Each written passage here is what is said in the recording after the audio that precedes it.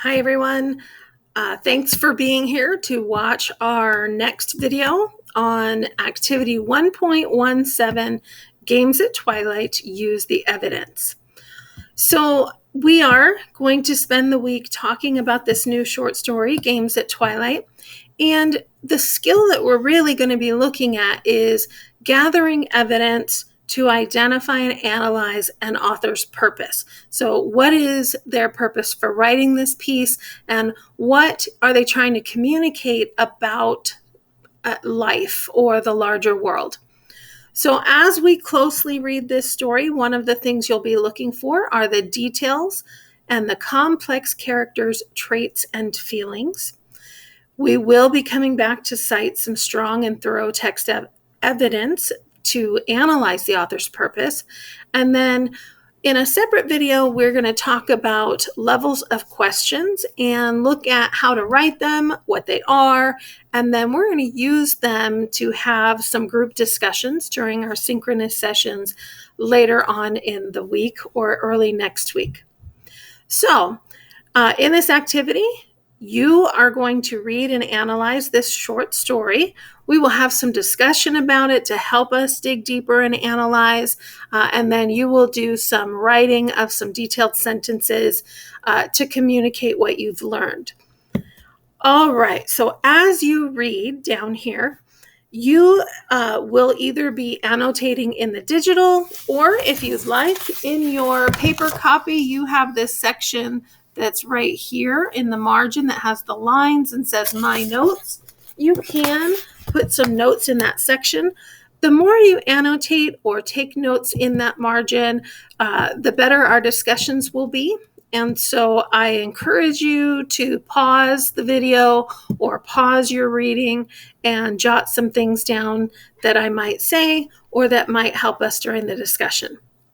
So I'm not going to read the entire story. I'm going to do what I normally do and walk you through the first few paragraphs, and then we'll talk about the questions in the activity, and then we'll come back for a separate video on levels of questioning.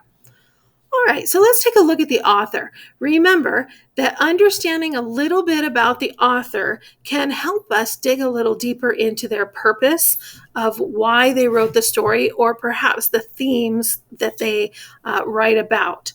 So, Anita Desai, who was born in 1937, is an award-winning Indian author of many novels, short stories, and children's stories, including the best-selling novel Fire on the Mountain. Desai's novels and short stories often focus on family and use rich visual imagery and details. Her characters often show signs of heroism and strength simply by surviving everyday life experiences. Desai says that writing is a necessity for her, and it is as instinctive as breathing. In her work, she explores how gender issues are central, not only in the family, but to the nation as well. Desai states that her novels are not a reflection of Indian society, but a part of her private effort to communicate her feelings about life. So in thinking about that last sentence, how her writing is not just a reflection of Indian society, although it is, but it is her own struggle that she has to communicate her feelings about life and what's happening around her. So as part of the choice board this week, there are a couple of activities that focus on Indian society, and in particular, a couple of the cultural festivals. They're visual pages, so they're like National Geographic and History.com and Google Earth, where you can see images of Indian society and some of the landmarks in the area where she grew up. All right, so let's go ahead and get started with the story itself. So this story, as we said, is called Games at Twilight by Anita Desai. And again, we're looking for the complex characters, traits, and let's take a look again, traits and feelings. Okay. It was still too hot to play outdoors.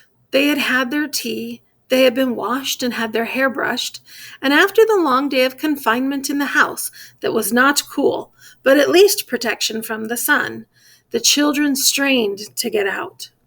Their faces were red and bloated with the effort, but their mother would not open the door. Everything was still curtained and shuttered in a way that affected the children, that stifled the children, made them feel that their lungs were stuffed with cotton wool and their noses with dust. And if they didn't burst out into the light and see the sun and feel the air, they would choke.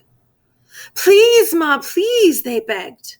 "We'll play in the veranda and porch. We won't go a step out of the porch." "You will. I know you will." And then, "No, we won't. We won't." They wailed so horrendously that she actually let down the bolt on the front door so that they burst out like seeds from a crackling, overripe pod into the veranda with such wild, maniacal yells that she retreated to her bath and the shower of talcum powder and the fresh sari that were to help her face the summer evening. All right, so let's pause real quick. So we know a couple of things actually already. We have a mother and children, and they live in a very hot climate, and so they stay inside during the day so that they aren't, they're not burning or getting drained in the sun. And in the evening time, after the hot day, when it starts to cool off, they like to go outside. And their energy, they're so pent up with energy that they're begging to go out. And it says that they feel stifled because, Mom has the curtains shut. Everything is closed off to the sun to keep it cool. And they feel, it says, as if their lungs are stuffed with cotton wool and that their noses are filled with dust. And if they don't get out into the light and see the sun and feel the air, they feel like they're going to choke. So, so we use the phrase stuffy. It's stuffy in here. And so, that idea of feeling stuffed, like you're breathing thick air that's filled with dust. We know that they really, really want to get out because they're begging their mother to please let them out. But here we know something about the mother, right? They say to her, "We won't go a step off the porch." So she does not want them to leave the boundaries of their home, of their porch. And she says, "I know you will." So we can assume that these kids have done what they're not supposed to do before and gotten into some trouble, right? Not that they're bad, but knowing that she says, "You will, I know you will," that they have done this before, right? And they're wailing and causing such a fuss that she just says, "Go," right? And she opens, and they are behaving in a wild way and yelling like maniacs. That's what maniacal means, right? And so she goes to bathe and take some time to herself and relax. Okay, so we know a little bit, but let's read just a little bit further and see if we can figure out some more. I'm on paragraph 5. They faced the afternoon. It was too hot, too bright.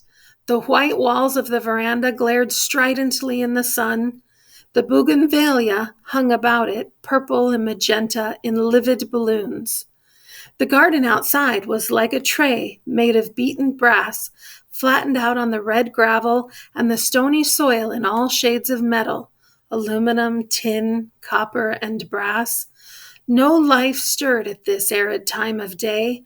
The birds still drooped like dead fruit in the papery tents of the trees. Some squirrels lay limp on the wet earth under the garden tap. The outdoor dog lay stretched as if dead on the veranda mat, his paws and ears and tail all reaching out like dying travelers in search of water.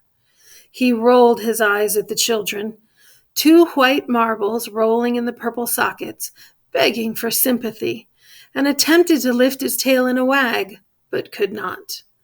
It only twitched and lay still. So I just want to recommend that you do look at some of the imagery in the Google Earth choice activity. You will see this beautiful description of the garden outside being like a tray made of beaten brass. This is quite an interesting description because in the United States, when we think of gardens, we think of green. We think of flowers and lush grass and beautiful green trees. But I want you, if you go to take a look at that, to take a look at the images of what a garden in India is. It is quite different. And the soil is quite red and takes on these shades of metal, where it is very burnt orange and reddish and golden and copper and brassy. So there's a lot of description in paragraph 5 about the heat and the setting and the dog, but again, not much about the characters yet. So let's keep going. Then, perhaps roused by the shrieks of the children, a band of parrots suddenly fell out of the eucalyptus tree, tumbled frantically in the still, sizzling air, then sorted themselves out into battle formation and streaked away across the white sky. The children, too, felt released. They, too, began tumbling, shoving, pushing against each other, frantic to start. Start what? Start their business. The business of the children's day, which is play. Let's play hide and seek. Who'll be it? You be it. Why should I? You're the eldest. That doesn't mean. The shoves became harder. Some kicked out. The motherly Mira intervened. So this definitely identifies Mira. She pulled the boys roughly apart. There was a tearing sound of cloth, but it was lost in the heavy panting and angry grumbling, and no one paid attention to the small sleeve hanging loosely off a shoulder. Make a circle! Make a circle! She shouted, firmly pulling and pushing till a kind of vague circle was formed. Now clap! She roared, and clapping they all chanted in melancholy unison, Dip, dip, dip, my blue ship! And every now and then one or the other saw he was safe by the way his hands fell at the crucial moment, palm on palm, or back of hand on palm, and dropped out of the circle with a yell and a jump of relief and jubilation. Raghu was it. He started to protest, to cry, You cheated! Mira cheated! Anu cheated! But it was too late. The others had already streaked away. There was no one to hear when he called out, Only in the veranda! The porch! Ma said to stay in the porch! No one had stopped to listen. All he saw were their brown legs flashing through the dusty shrubs, scrambling up brick walls, leaping over compost heaps and hedges. And then the porch stood empty in the purple shade of the bougainvillea, and the garden was as empty as before. Even the limp squirrels had whisked away, leaving everything gleaming, brassy, and bare. Okay, so we have a character here. We finally know a name, Mira. Mira is motherly, so that is a characteristic. She's quite bossy, make a circle, and maybe bossy is not the right word. She's a leader, okay? So she shouts at them, she is firm with them, and she even pushes and pulls them until they get into their circle. So we know a little bit about Mira there. She roars her instructions at them. Maybe that is pushy and not being a leader, okay? And then they play this little game to figure out who's going to be it, where they clap each other on the hands and they have to do it in the right way or they're out, and that's how they determine who's it. Now we have another character, Raghu. So Raghu, I'm going to underline that. He protests and he is going to tell on them because they're leaving the porch, and he's telling them, you're a cheater, you're a cheater. So in my opinion, if I'm trying to figure out what the character traits are of this character, I would say he's a sore loser because he's accusing everyone of cheating because he doesn't want to be it. All right, and then the others are gone before he even has a chance to protest. Okay, so that this video does not take on monstrous lengths, I'm going to have you finish the story, and then we will discuss it during our synchronous session by addressing the questions. So go ahead and finish the story. It is going to take a turn that you're not expecting.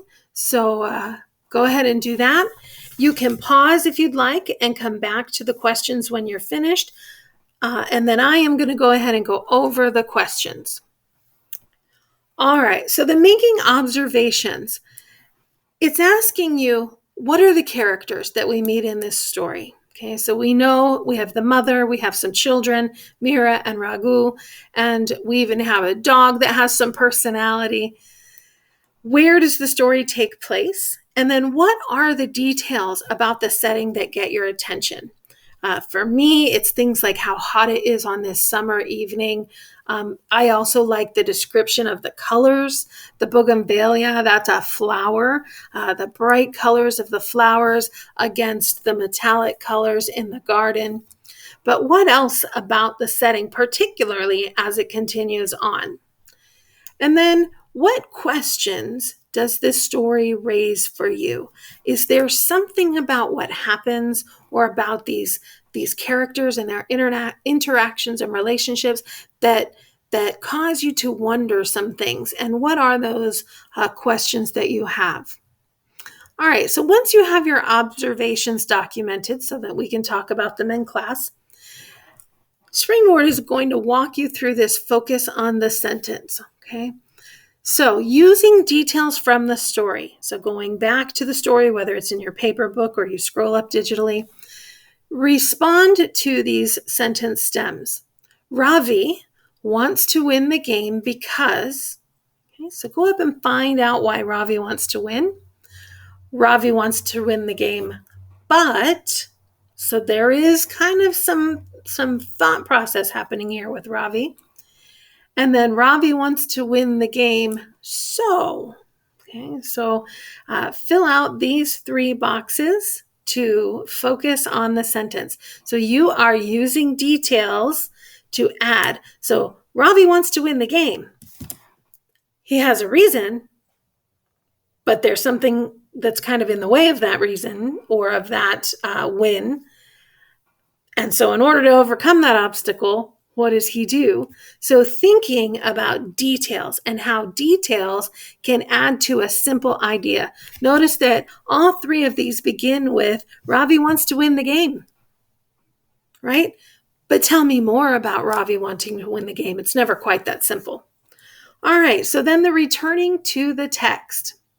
So going back to the text and using evidence to support your answers, answer these questions. What telling details reveal Ravi's feelings toward Raghu? So think about that. Okay, Ravi has particular feelings about Raghu, and how do you know that? Then, from what point of view is the story written? First person point of view, third person limited, or third person omniscient. Remember that your Springboard book has a glossary in the back. So if you need to clarify what is the difference between those different points of view, go to the glossary and look it up. Then what effect does the chosen point of view have on the story?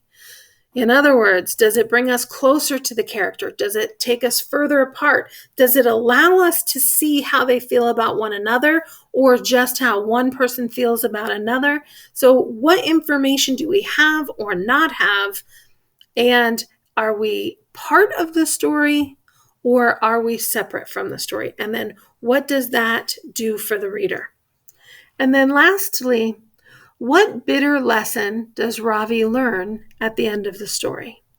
So at the end of the story, how does he come out of it with a new understanding? All right, so just a couple more questions in this section. Number 4, in this story, Desai uses language to portray images of death. I would point out that just in the section that we read, we have already seen one image of death. And I'm going to find it in my paper text. When describing the dog, Desai talks about how his ears and his tail and his paws are all reaching out like dying travelers in search of water. That's in paragraph 5. And so if you imagine a picture of a desert, right? And the people who are trying to crawl through the sand in the desert to get to the mirage because they think, or the oasis where there is water. That imagery of being so hot and so thirsty that you're just crawling through the heat. So cite a few examples. I've given you one of this imagery, and then explain how it relates to the story. So this imagery of death, why do you think she uses it? How does it connect to something in this story? Okay. And then lastly, what is one theme of this story? Cite strong textual evidence to support your response. Just as a heads up, question number 5 shows up in our Google Classroom as the discussion question for the week. So please make sure that whatever answer you put for number 5, you then take one of those themes and put it into the discussion question in the Google Classroom so that that helps your grade. All right, that is it for today's video. Please go back and finish reading if you have not already. Be prepared to discuss these 5 questions when we meet in class. All right, I will see you in the next video, which is going to be about the working from the text, introducing the strategy, questioning the text. So don't forget to come back and watch the second video. All right, thanks everyone. Enjoy your day. Make it wonderful.